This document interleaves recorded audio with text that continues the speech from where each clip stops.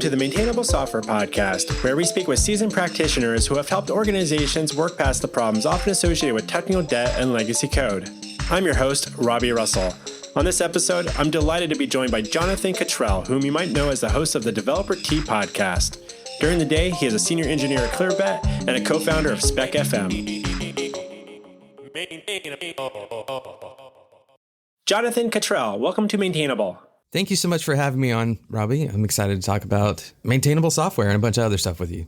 That's great. So first off, on that topic, what do you believe are some common characteristics of a healthy and, dare I say, maintainable software code base? That's a good question. And right on topic, I suppose. I think the first thing that I look for maintainability is testing. This is something that having a testing strategy, regardless of how you test, there's a lot of ways to test software.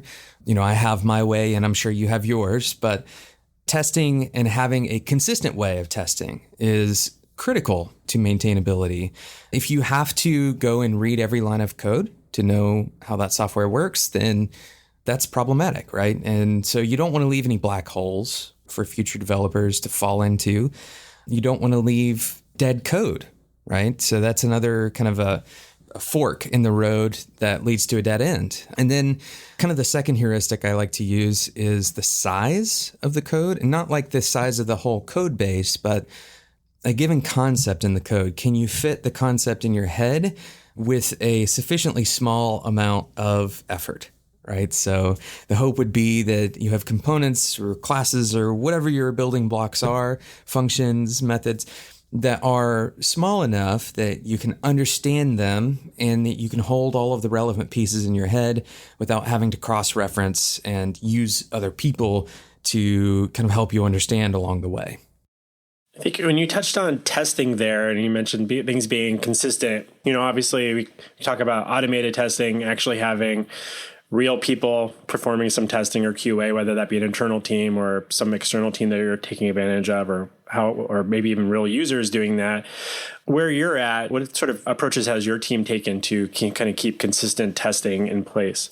Yeah, humans are good at a lot of things. Consistency is not one of those things. You know, we are pretty good at being about 90% consistent. And this is almost worse than being 0% consistent when it comes to software, right? We're reliable most of the time, and then those few times we're not. And so I would say whenever possible, take the load off of the human, take it into some kind of automated testing environment. And then when the load is on the human, give some kind of, and I keep on saying human like I'm a robot, you know, when the load is on the engineer or on a QA specialist or, you know, whatever the title is, where they're having to go and perform some task to make sure the software is doing what it's supposed to, provide some kind of out of their brain way of proceduralizing that, right? So checklists are a good way to do this. And so one of the things that we do, for example, we have a consistent PR template. And I think you can do this automatically in GitHub. There's a way to basically set up where you have a PR and then it autofills it out. I'm sure GitLab does a similar thing. And that really helps to say, okay, here are the bases that you need to cover in every PR. And this is helpful for every kind of developer, regardless of how experienced you are, right? Because again, even the best developers are not going to be 100% reliable. What are some things in your PR process, like template out of curiosity? Are there a couple of tangible things that may not be super obvious outside of this is why I did it this way type of thing? Or is it like? Yeah, so we're kind of still developing this, right? It's one of those things that it's a tool that keeps on organically growing. Some of the things in the checklist are literally just reminders, right? It's not like something that you have to actually check a box off to move forward on.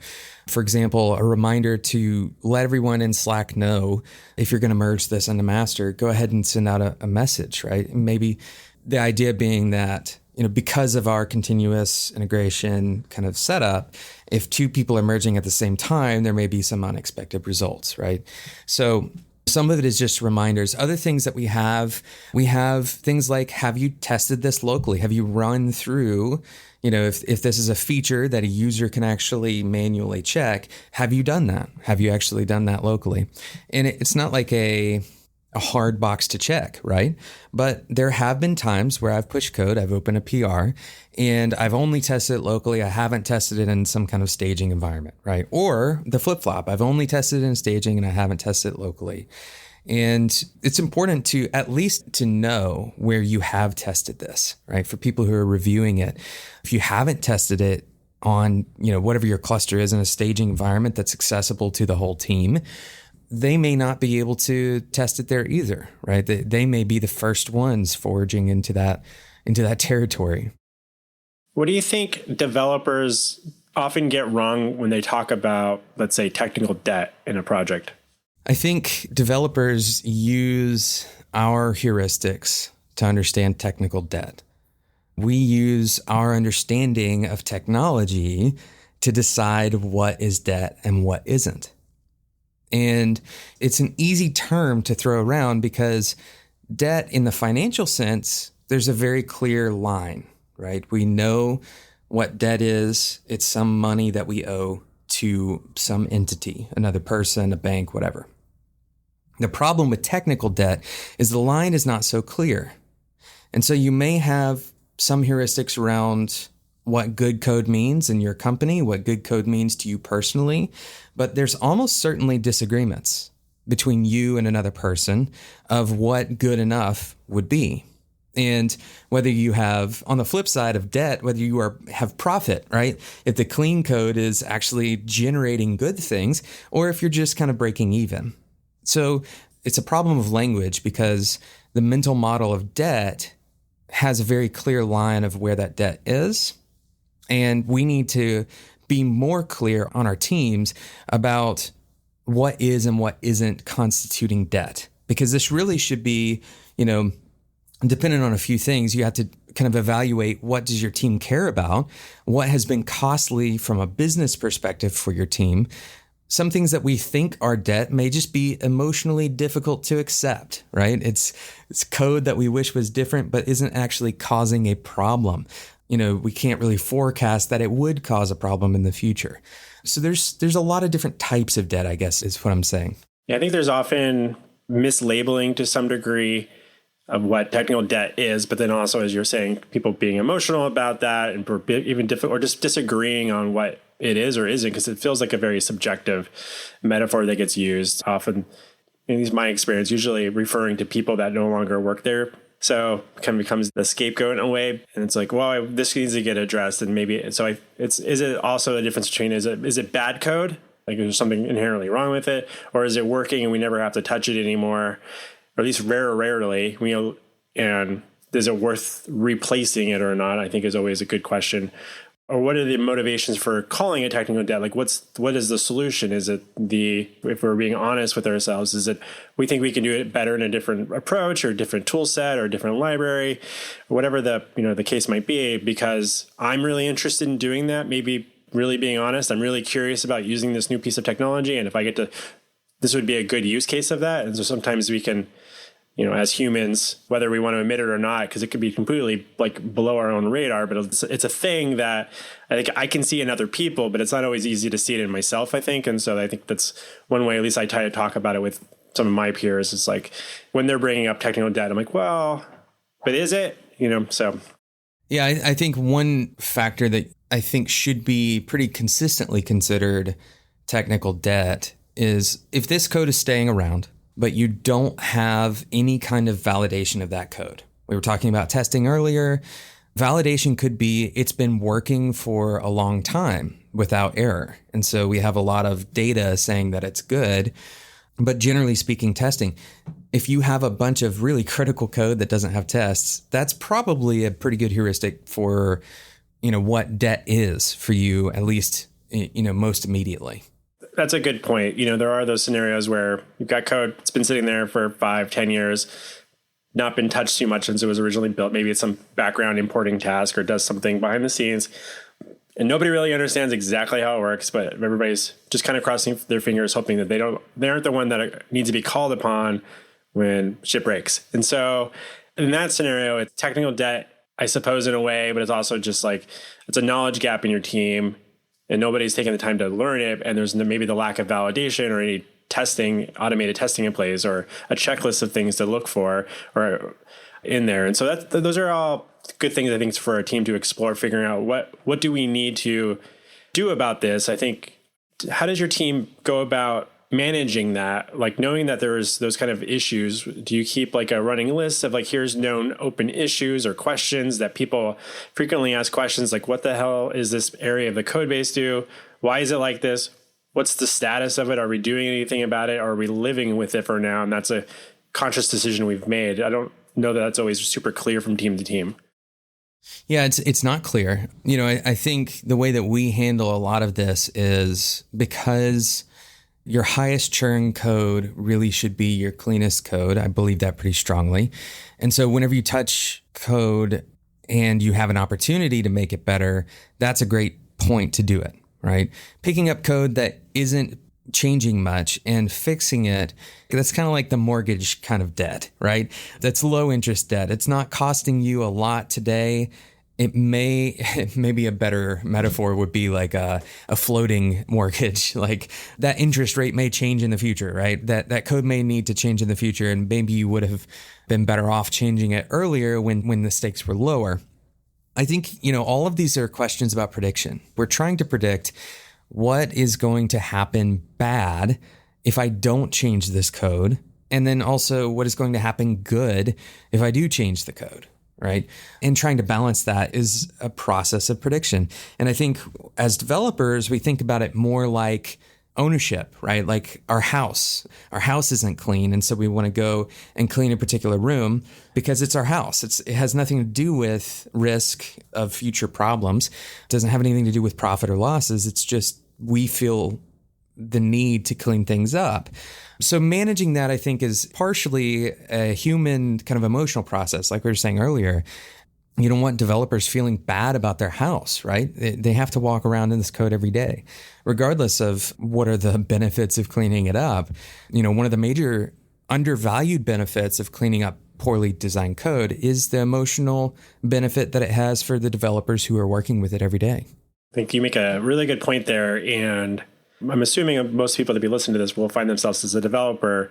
And I think it's an interesting thing to how to translate that into something good for a good case to, like, say, your product managers or whoever the different stakeholders for that particular software code base who's responsible for deciding priorities of that project, if you want to address some of those things, and like how it's not only good for just the state of the code base to make things simpler to work on in some ways, or at least feel more comfortable with it, but also I always think when people bring up these things like, hey, we have these problems, and I might have a lot of opinions about how developers often do raise issues about that from like maybe more of on the negative side about what they're dealing with. But if they talk more about like the ownership, the positive aspects to it, how this is going to help improve the life cycle or the velocity potentially in the future, or if those are things that are constantly like impeding them. But I think it's a worthwhile thing, I think, to explore there. And I don't think we spend enough time talking about not only just the churn of the code, but also the churn of your staff if they're having to work with something. And that can be maybe difficult to measure, but also I think it's worth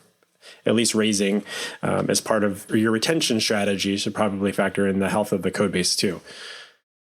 Yeah, you take the trash out of the bathrooms in an office, right? You clean the dishes up, even if you aren't going to use them immediately. You don't clean one dish at a time. There's some kind of environmental, when I say environmental, I mean the living environment, environmental concerns. This is where we are spending time. If I'm having to look at something that really, for me as an engineer is difficult to look at, right? It's like code gore. That's stressful in a way. It can really take a toll, I think, on the engineer's mindset.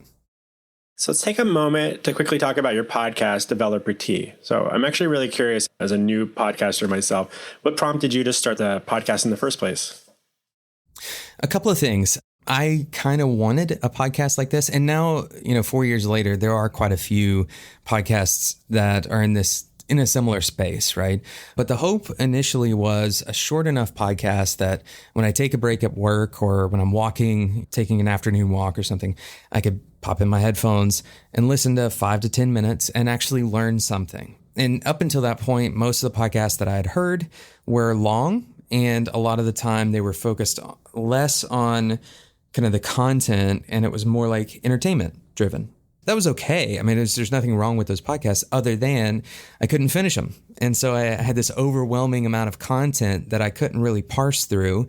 I wanted to get some good stuff out of there, right? And I found myself like putting it on 1.5x, and that wasn't enough. And so I ultimately decided, okay, you know what? I think that some good conversations can be had about, the less technical aspects, more kind of human aspects of this job in kind of short, somewhat inspirational style. That's why I went with Developer Tea. Technically, I was going to do something coffee related because I'm a coffee drinker. But unfortunately, there's quite a lot of taken real estate on iTunes for coffee. So we went with tea. All right.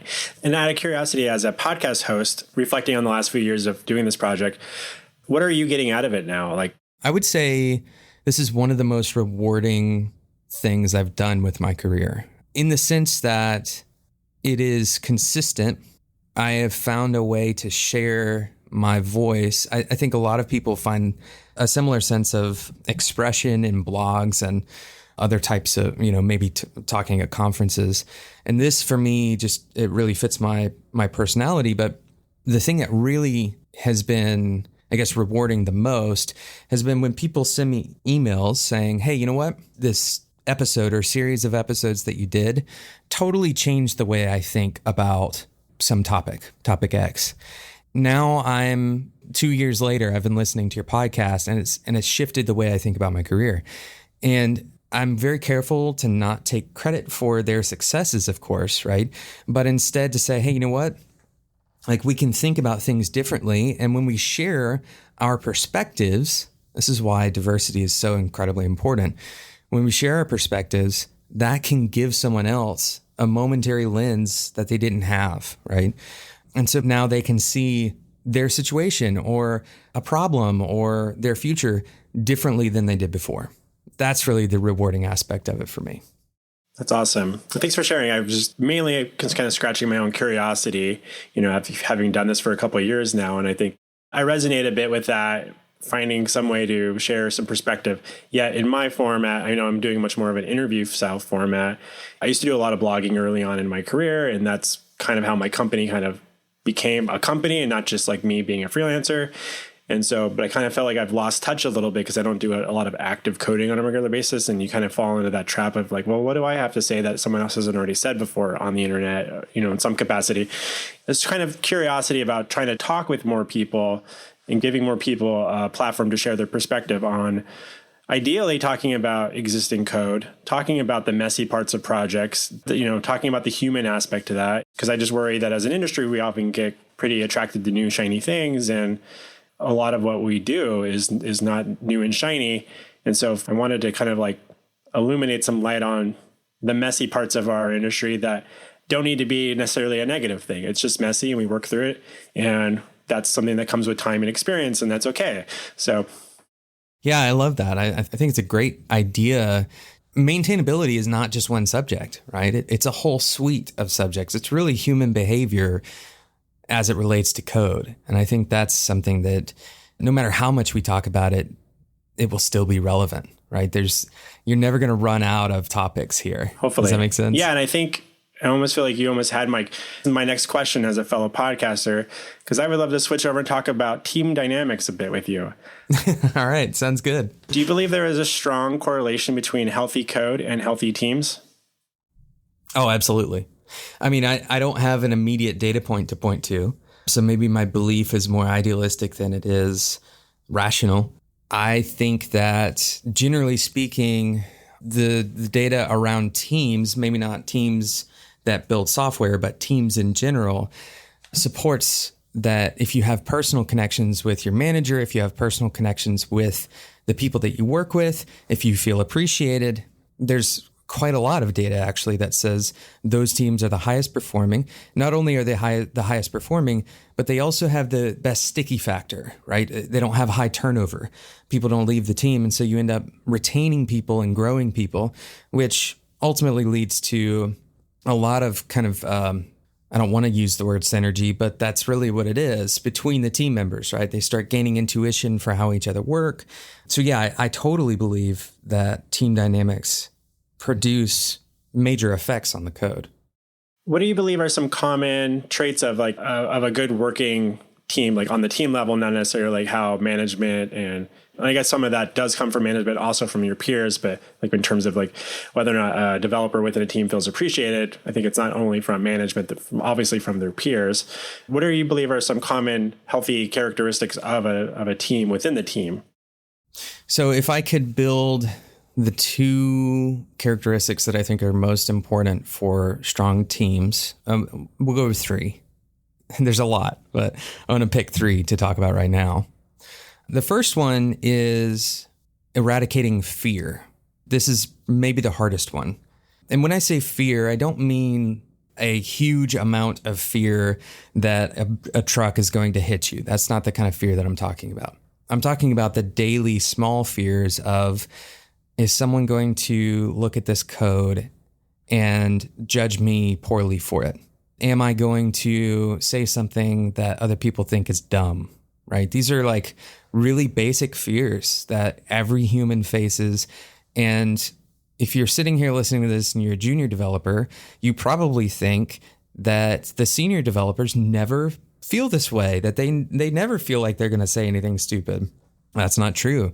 In some ways, even more so, because we have more experience, then we know that people expect more from us, and that's a higher tower to fall from. So fear is a problem, and a strong team regularly cleans that fear out together, right? So like we try to figure out what is it that is causing uncertainty in this particular area of the code base. I'm afraid that if I do this, this thing will fall apart, right? So that's how it practically comes out, is you're honest, right? So like if you're thinking about how do you fix fear, it's cultivating a consistent, honest environment where people don't feel like if they say what they're actually feeling, that something is going to go wrong as a result of that, right? So that would be the first thing. The second thing that I think is really critical is the idea that you connect your ego to your code, that you personally feel that your ideas are representative of your value. This is a very hard one to get past, and maybe one that we never actually totally get past. But the idea being like, if I have an idea and you have another idea and we come to the table, that somehow we've just become adversaries rather than on the same team. What we're actually trying to do is come up with the best idea. And maybe that's neither one of our individual ideas, but it will result in someone giving up their idea.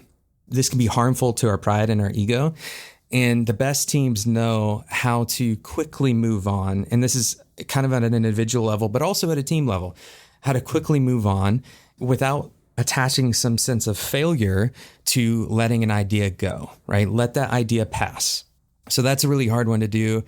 And it's one that you'll find yourself holding on to an idea and even justifying it because you think it's right.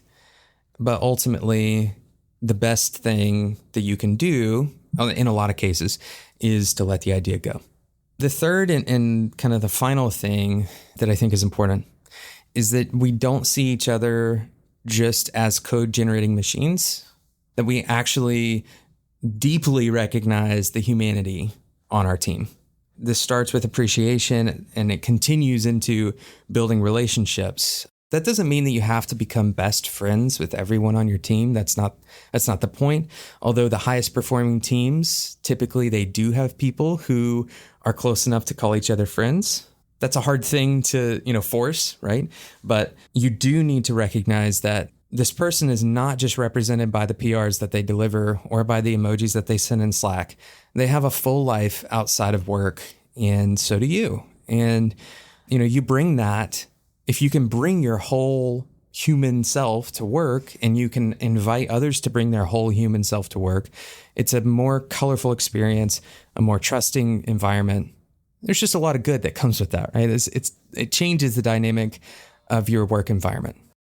I think you touched on a couple of really interesting things there, and especially with the ego and code and the best idea. One way that I've at least worked with different people and how I try to frame things, it's the best maybe idea that we have right now.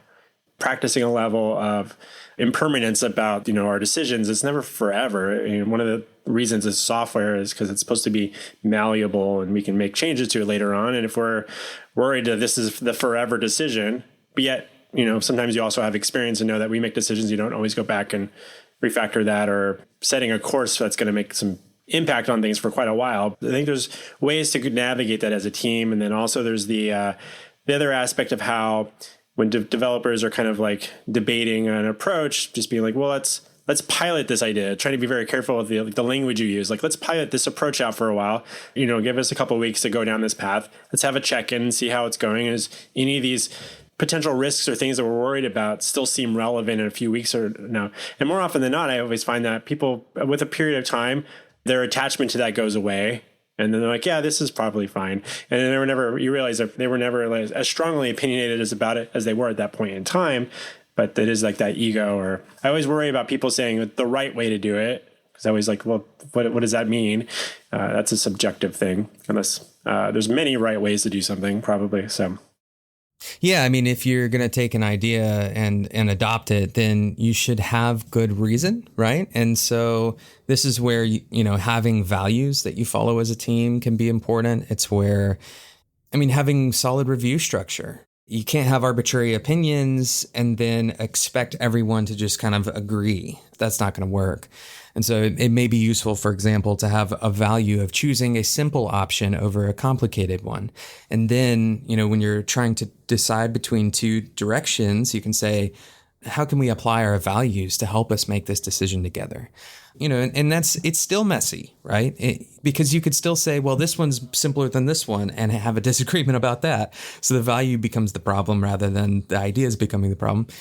Kind of a Stoic philosophy is that eventually none of this matters anyway, right? Like eventually we lose all this software. Eventually everything gets rewritten, or, all of this is going to change. And so if we try to act like our legacy is in whether we use an if statement or a case statement, then it's just not. It's not a rational way to think about those decisions. You just touched on values within a team. What are a few values of the team that you're currently work on? So our values, we're actually working on this as we speak. I like to think more in terms of principle ideas than values, because values are going to differ from person to person. I have my personal values, but we can agree on some principles. I think, some of the principles that we have at Clearbit, and then also individually on the team that I'm on at Clearbit, is choosing simplicity. I mentioned that one already. And the reason for this is that as other developers come along, the simple option is the most obvious one, right? And so learning a new code path or coming into the project as a new developer, hopefully if we've chosen the simple options, then it's easier to kind of grok the code, right? You have, convention as often as we can, we're going to name things similarly. That's an example of an output from that value, or I guess that principle. Other principles that I think are important, balance, right? So balancing means that you're not going to be dogmatic about anything. You're not going to create arbitrary rules and then follow them to a T. You may follow them to a T as an experiment, but we're always focused on what is the outcome of this rather than what is the prescribed behavior that we want. We're always looking at the outcome. In these principles, are you getting super prescriptive on like a coding level, or is it just more about like more slightly philosophical about how you might apply that to code? It's abstracted from the coding level, but I guess the reasoning for that is that the code is going to be different this week, this month, next year. And so we want to create an engine rather than gas, right? We want it to provide us long-term, it's a function rather than a value. And having those functional principles allows you to take any situation, hopefully, theoretically at least, and have some kind of semblance of an output that people generally agree on. As an individual developer, you come into a job and you have your own set of values to some degree as a coder, as a human on the planet. What sort of advice could you offer to people on how to align that with the team's values, where and trying to find some compromise where that may or may not need to happen. I think initially it's about having that conversation early. And this is the hard part of this conversation, because we like to think that every job we could fit into, or every company we can fit into.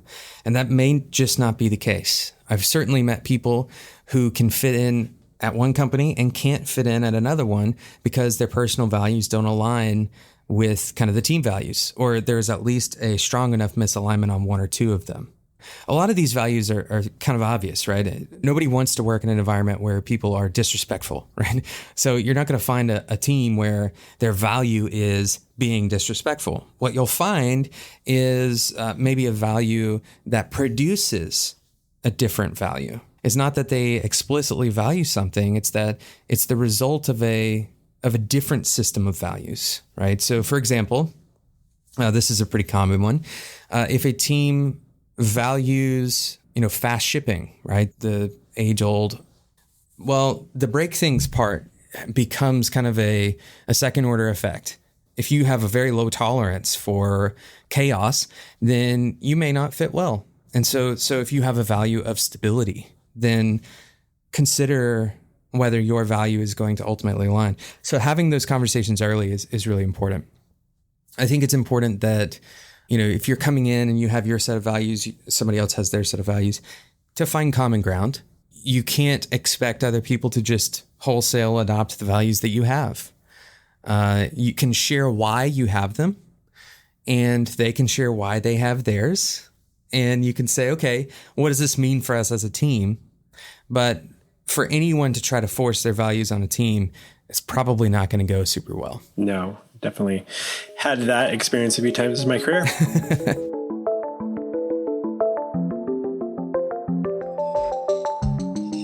I'll be back with my interview with Jonathan in just a moment. Hi, it's me, Robby. I wanted to thank you for listening to the Maintainable Software Podcast. If you're finding these types of discussions valuable, please consider sharing it amongst your peers.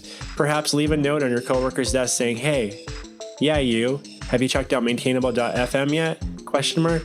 No? Question mark? You're missing out. ... Anyhow, you might also consider writing a review on Apple Podcasts to help spread the word. Thank you so much. And now, back to our interview with Jonathan Cutrell.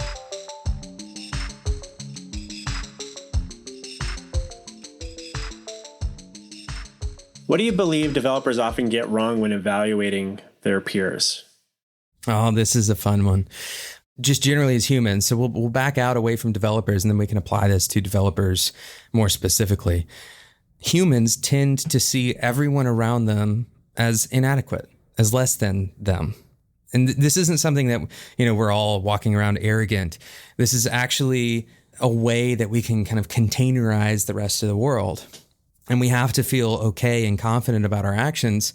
And so we bias towards feeling like we're right. And this helps us to continue being active in the world, continue making decisions without constantly being riddled with anxiety about those decisions, right? So it's actually something that has kind of evolved over many millions of years of humans, where we've grown to be more confident.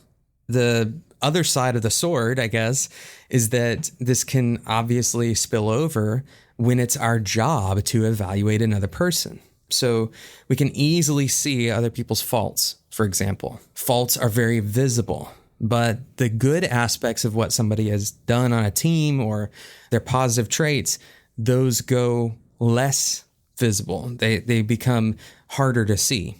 And some of this is because of our loss aversion, right? There's a lot of research on loss aversion. And so we're always trying to find threats around us. We're always looking for what is going to break our team apart.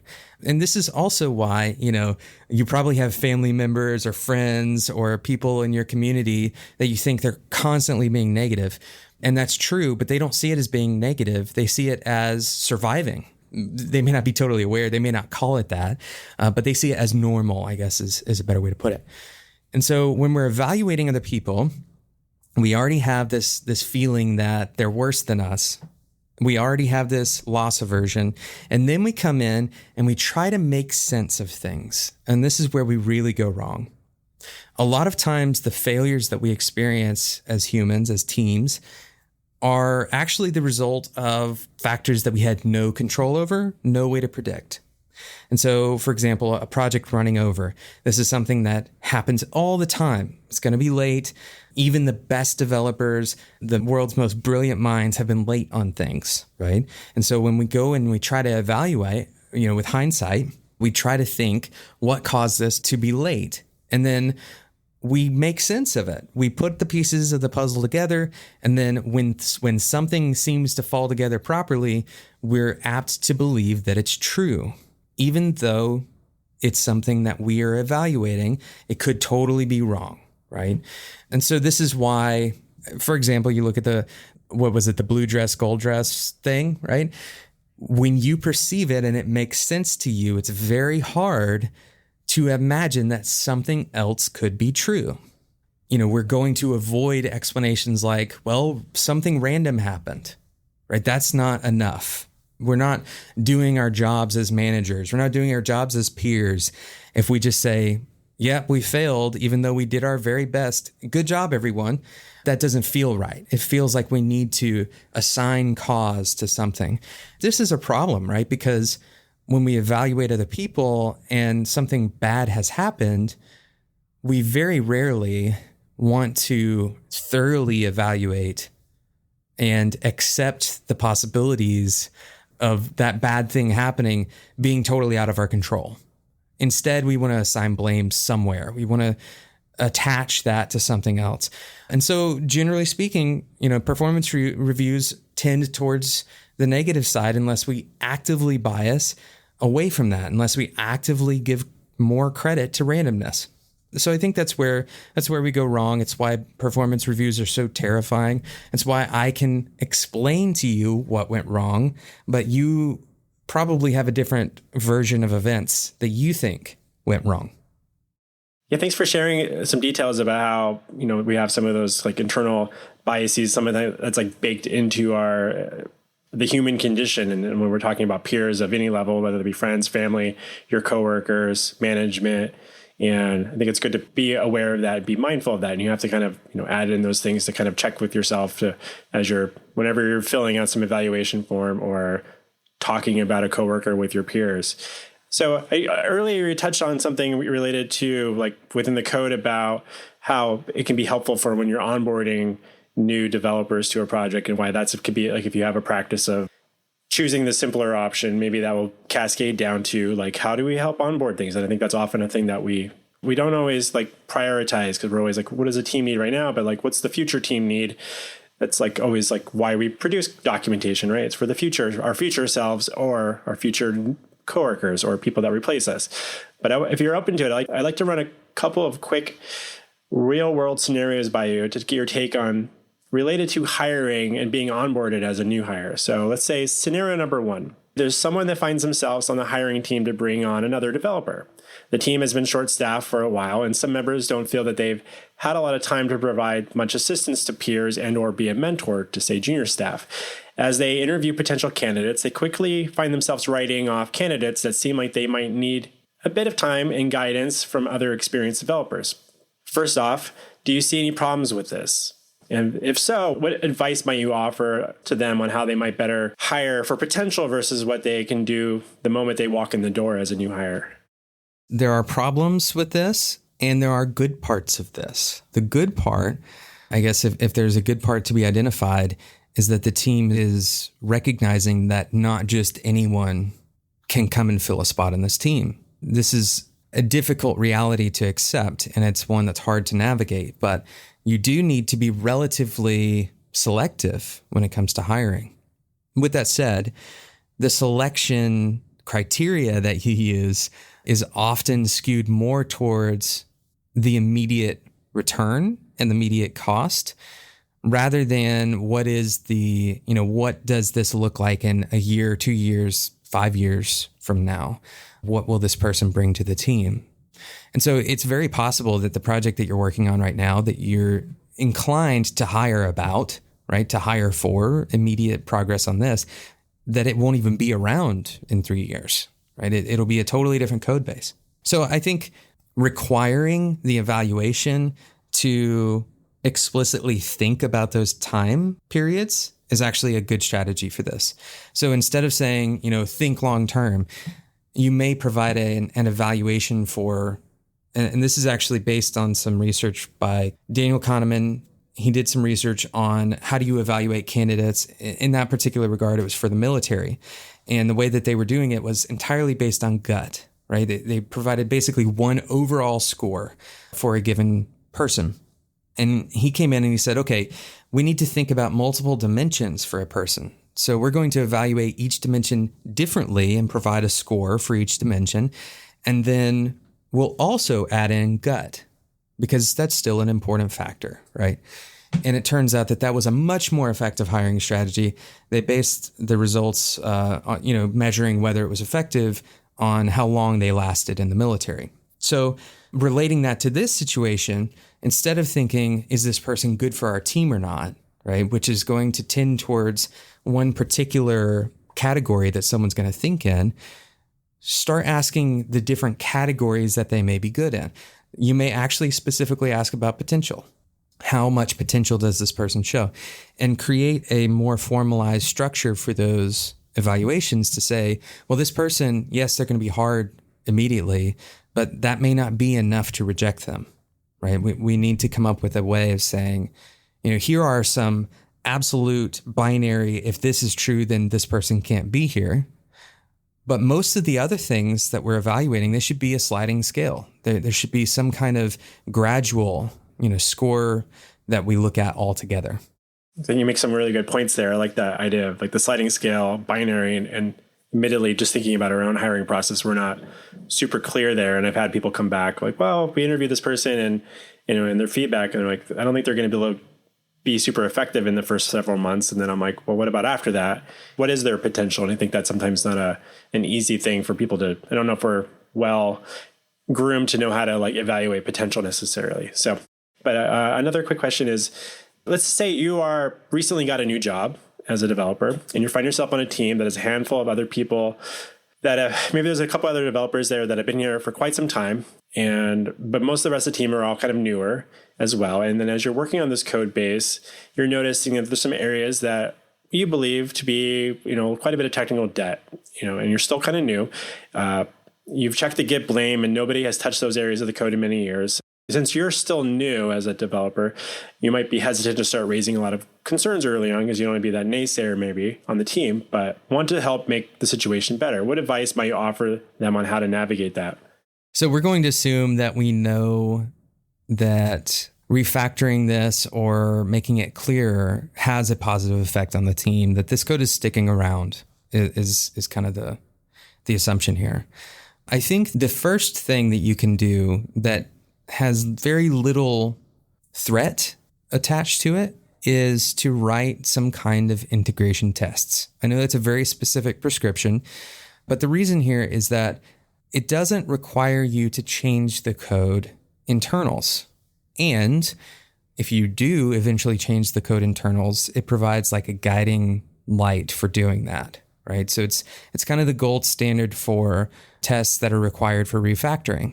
So that would be my first recommendation. Again, it sounds incredibly prescriptive, but if we were to talk about it more in abstract terms, I'm basically saying write out a description of how this software works, right? That's what an integration test theoretically is doing. It's showing you what happens when you run this particular code.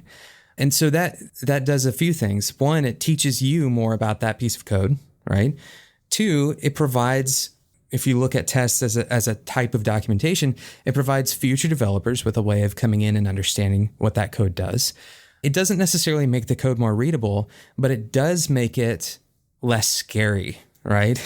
There's a little bit of an emotional factor here where you say, okay, even though I don't necessarily know what line 136 does, I know what this thing does altogether. I can understand what it does when, in the context of the bigger picture. I think that's a really good suggestion there. And I think it's not one I've heard be so explicitly called out in some of the other people that I've chatted with. So thank you for that. So as we wrap up, just a few quick questions for you. What book do you find yourself most often recommending to software developers? Oh, definitely, without a doubt, 100% of the time, it is Thinking Fast and Slow. And I mentioned him earlier, Daniel Kahneman, and it is not a software development book. So you may feel like it's a bit of a slog. It can be a little bit academic at times. You can get a lot of the same value out of reading. Some of the summaries of the book are pretty good, but I recommend reading the whole thing because there's so much densely packed in there. And it's about human behavior and about the different ways that, we perceive and how that's different from reality in a lot of ways. In fact, I have an open invitation for anybody who in good faith comes to me and asks me for the book. I will buy it for them. That's how much I appreciate this book. So that would be my number one recommendation. And where can people find you online and then figure out how to reach out to you? Yeah, they can find me on Twitter at @jcutrell. Awesome. And then also at DeveloperT. Excellent. Well, it's been such a delight having you on Maintainable, Jonathan. Thanks for joining us. Thank you for having me on. I really appreciate it and really enjoyed it, Robby.